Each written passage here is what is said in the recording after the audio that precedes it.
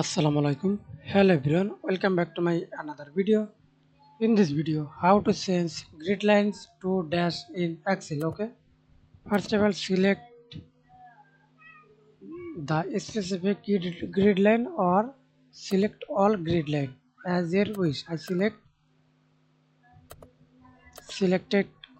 selected grid line. Okay, go to border options, line style, and see this many line style. I added this dash.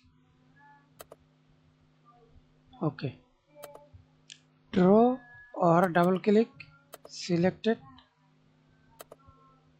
all border. Okay, now see this, change grid lines to dash in Excel. Thanks for watching video. Please subscribe to my channel, like, comment, share.